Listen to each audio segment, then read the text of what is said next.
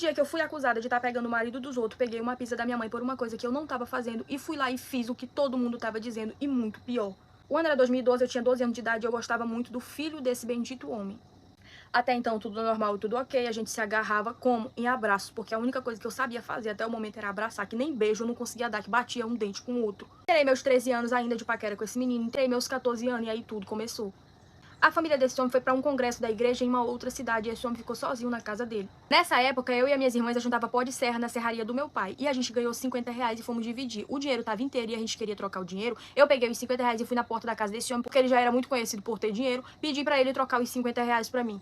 50 reais enviado do Satanás, que eu tenho certeza que aquele dinheiro era do diabo. Era mais ou menos umas 8 horas da noite, bati na porta da casa desse homem e pedi que ele trocasse os 50 reais pra mim. Dou os 50 pra ele pela janela e ele me passa 50 reais trocado pela mesma janela. Nesse exato momento passa o diabo da Marta, uma mulher que morava na minha rua, que hoje em dia tá com a vida mais lascada do que a minha. E eu achei bom, pra ela nunca mais iniciar a lascação da vida de alguém com mentira. O capeta cutucou no cu dessa Marta e ela foi inventar pra mulher desse homem que ela teria visto ele me dando dinheiro pela janela e logo em seguida eu entrando na casa dele. Sendo que eu peguei esse dinheiro trocado e fui pra minha casa com as minhas irmãs comer o pobre do meu x-salada. No dia seguinte, eu saí pra um banho com uma amiga minha. Quando eu cheguei, a minha mãe tava com um pedaço de ripa me esperando pra acertar o meu rabo. Porque a bendita mulher desse homem já tinha feito a cabeça da minha mãe de uma história que uma fuxiqueira desgraçada do inferno tinha enfiado na cabeça dela. A mãe não pediu uma gota de explicação de mim, já foi logo me acertando na porrada, dizendo que ela não tinha me ensinado aquilo. Eu sabia que a minha mãe não tinha me ensinado aquilo. Agora, o que ninguém sabia era que a mãe da Marta não tinha ensinado ela ser enviada pelo Satanás pra estar inventando conversa. O ódio que eu tenho. Peguei uma pizza tão grande da minha mãe, eu ainda gostando desse menino, virei pra minha mãe e falei que aquilo não estava acontecendo, mas a partir daquele momento, qualquer história que alguém inventasse sobre a minha vida e a vida desse homem pra minha mãe ia ser verdade, porque eu ia fazer. Até o momento, eu juro pra vocês que esse homem nunca tinha nem olhado errado pra mim. Esse dia eu fiquei com muita raiva. Quando esse homem passava por mim, eu já ficava olhando com o olhar encapetado pra ele. Querendo o quê? Eu não sei. Quando percebeu que eu tava dando confiança pra ele, ele começou a dar em cima de mim e eu comecei a dar confiança pra ele, mesmo morrendo de raiva. Eu tinha uma raiva desse homem tão grande que você não tem noção. Do dia 24 de dezembro, eu estava indo comprar ingredientes pra fazer uma ceia do Natal na casa da minha avó. E esse homem passou por mim e ofereceu uma carona. Ele me deixou na casa da minha avó, tudo normal, tudo ok. Eu fui passar por frente da casa dele pra ir pra casa. E essa mulher correu em cima de mim pra me bater, porque na cabeça dela eu já era extremamente amante dele. Feito pra mim, pra deixar de ser usado pelo Satanás pra destruir a família dos outros, e bem feito pra tu também, pra nunca mais acusar ninguém sem prova. É que me bateu, minha mãe veio de lá e me defendeu só no meio da rua, porque quando eu cheguei em casa eu peguei outra pizza, novamente por uma coisa que eu não tava fazendo, só que aí eu já tava querendo. A pizza foi mais ou menos valido a pena. Se fosse Natal, janeiro, fevereiro, março, quando foi no dia 16 de abril, essa mulher foi na porta de casa e falou pra minha mãe que eu realmente tava tendo alguma coisa, porque ela tinha certeza. E aonde ela me topasse, ela me daria uma pizza. No dia 16 de abril, essa mulher foi pra igreja ler todas as partes da Bíblia, menos a parte que fala pra não levantar falso testemunho do seu próximo. Olha que legal. Eu, quando percebi que ela não estava em casa, passei na frente da casa desse homem, já sabendo que ele ia me chamar, ele me convidou para entrar e eu entrei. No dia 16 de abril, eu perdi minha virgindade. Desde então, eu comecei a ter um caso com esse homem, 14, 15, 16 anos. E durante esses 3 anos, eu podia andar por cima dos fios, menos pela frente da casa dessa mulher, porque senão era uma pisa dela e outra da minha mãe quando chegasse em casa. Porque aí, nesse tempo, a Arduz ia me bater com gosto e com motivo. Durante esses 3 anos, eu fiquei sendo amante desse homem escravo do Satanás, porque quem é amante de homem casado é escravo do Satanás, enviado por ele para destruir a família dos outros. A essas alturas, toda a minha família já estava sabendo da situação. Eu cheguei com meu pai e falei pra ele que eu não queria mais isso pra minha vida e que eu queria ir embora. Me deu a única casa que ele tinha por preço de banana pra gente se mudar de cidade. Mandou eu e a minha família pra outra cidade o mais rápido possível. Cortei todos os contatos com esse homem. Um belo dia, a gente voltou a se falar por telefone. Falava que queria deixar a mulher dele pra ficar comigo. E com isso, ele inventou pra ela que eu estava grávida e que a minha mãe tava obrigando ele a ficar comigo, coisa que não tinha nem perigo de acontecer. Ela pegou meu contato no celular dele, me mandou mensagem, mandou um áudio falando mais ou menos assim: Oi, querida, eu queria saber se você está realmente grávida, porque ele está me falando que você tá. Falei pra ela que eu não ia responder e ela me mandou um texto e no final desse texto dizia a seguinte frase: se você estiver esperando um filho do meu marido, essa criança é um anjo do Satanás. Fiquei com muita raiva, magoada por uma criança que eu nem tava esperando. Imagina se eu tivesse. Na mesma hora, soltei o celular e fui arrumar as minhas malas. Liguei pra esse homem, pedi pra ele mandar o dinheiro da minha passagem, que eu iria morar com. E num dia normal, toda a minha família nem imaginando o que estava prestes a acontecer, todo mundo reunido na sala. Eu fui na cozinha, botei minha mala pela porta de trás, peguei um barco e fugi de casa pra ficar com esse homem. E aí inicia-se na minha vida uma nova fase, exemplo pra sua vida de coisas que você não deve fazer nunca quando você for adolescente. Segura esse teu rabo, segura essa tua vontade, pra tu não adquirir um pecado e pagar quase pelo resto da tua vida. Curte e comenta pra parte 2 dessa novela.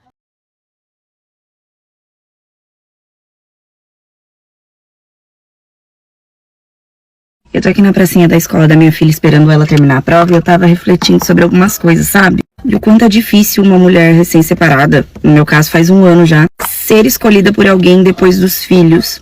Acho que 90% das pessoas que eu converso, seja na vida real, nas redes sociais, ficam extremamente interessadas por mim, assim, sobre a minha história de vida, sobre eu ser independente financeiramente, sobre eu ser guerreira, lutar pelas minhas coisas, ser uma pessoa de caráter, boa índole, fé, enfim, até chegar ao ponto de maternidade. Aí quando eu falo que eu tenho filhos, no plural ainda mais, de um antigo relacionamento, que eu tive uma história, que eu fui casada, não foi só uma aventura também. É nesse momento que eu acho que, sei lá, pelo menos 50% deles já descartam de cara, e os outros 50% descartam ao longo. E pro homem, assim, a mulher, ela é muito mais acolhedora, a gente não se importa muito com isso, algumas, tá? Se você já teve uma história, se você é pai, enfim. E é muito mais leve também pro homem, né? Então ele sempre pode recomeçar, que não tem esse estigma. E nós, mulheres, pelo fato de já ter tido uma história anterior, gaguejei pra falar, sofremos com essa questão da indecisão e de não sermos escolhidas, porque sempre vai ter uma mais disponível, sempre vai ter uma sem um passado, sem filhos, enfim. E dói não ser escolhida, porque você teve uma história anterior e tem filhos. Porque são pessoinhas que fazem parte de você e isso nunca vai.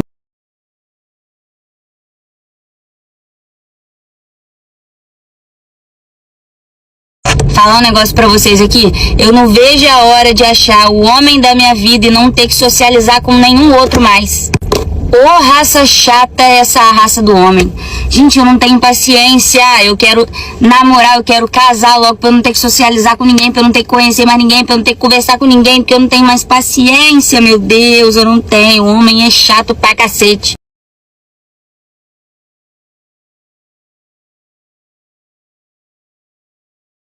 O que une um casal é o sexo. Quer paz no relacionamento? Faça sexo com seu marido todos os dias. Procure ele ao invés dele te procurar. Satisfaça o seu companheiro. E não faça por obrigação, porque o homem sente quando é por obrigação. E ele fica muito triste, porque o homem, ele fica feliz quando ele dá prazer para sua companheira. Aí ele fica satisfeito. Agora, se você fizer por obrigação, esse homem fica triste. Entendeu? Você tem que fazer porque você tá com vontade de fazer.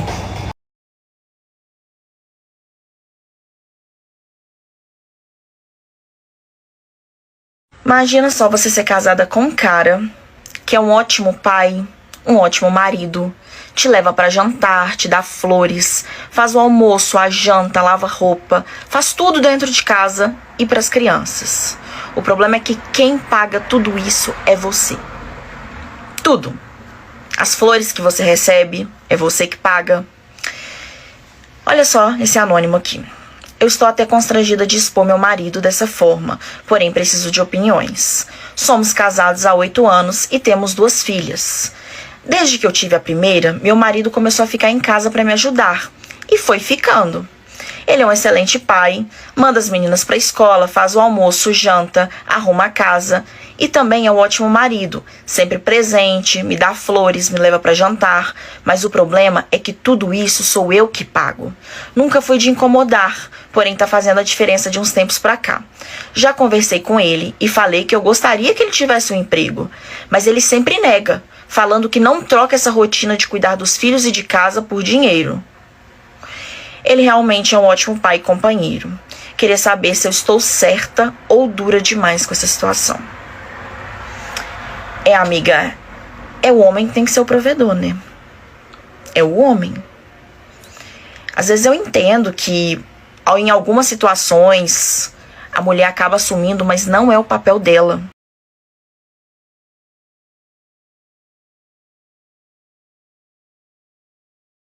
Pago R$ 600 de aluguel. Aí eu arrumo um macho que quer pagar 300, quer dividir comigo. A energia vem R$ 100, quer dar 50. A água vem R$ 50, quer dar 25. Quer fazer a compra, quer dividir. É tudo dividido. Ah, pô, eu não quero não, um macho desse. Como é que eu vou querer um homem que não paga nem o meu aluguel, não faz nem a feira pra dentro de casa? Eu não quero não um homem desse.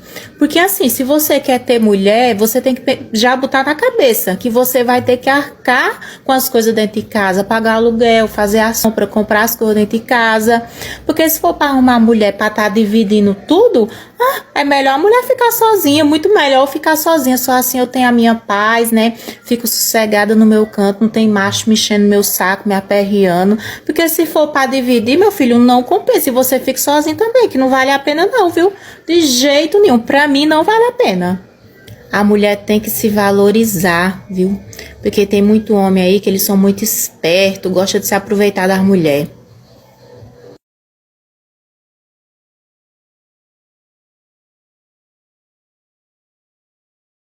Me tratasse como uma rainha, mas eu tratava ele como meu inimigo. Inúmeras vezes eu afastei ele de mim, com críticas, julgamentos, indiretinhas, com silêncio e sem perceber, mas lá no fundo eu sabia que eu estava construindo um muro entre a gente. Cada dia que passava eu sentia ele mais distante de mim. Alguém vivendo comigo embaixo do mesmo teto, sem conexão nenhuma, sem verdade nenhuma, sem aproximação. Era como se eu não conhecesse e ele também não me conhecesse. Foi aí que eu percebi que as minhas palavras, as minhas ações despertavam o melhor e o pior dele dentro da nossa casa. Quando eu troquei as críticas por palavras de afirmação, quando eu troquei os julgamentos por elogios pontuais, por coisas que eu não conseguia reconhecer, achava que era mais que obrigação, e mesmo que seja, a partir do momento que eu comecei a reconhecer isso, a agradecer, a mostrar a ele o valor, isso.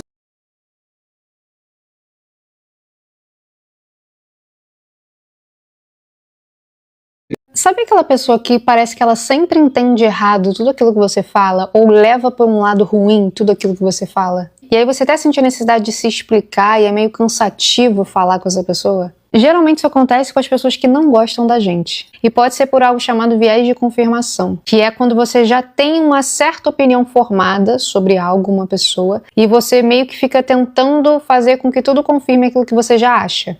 Então, se ela já não gosta de você, ela vai ficar achando motivos para não gostar de você. E isso pode fazer com que ela, até sem querer, distorça aquilo que você fala. Que, na verdade, a interpretação dela seja distorcida sobre aquilo que você fala. Ela sempre vai puxar pro lado negativo, sabe? E a gente também faz isso com as pessoas que a gente gosta. E é o famoso passar pano. A gente diminui as atitudes, mesmo que sejam ruins, das pessoas que a gente gosta, porque a gente gosta.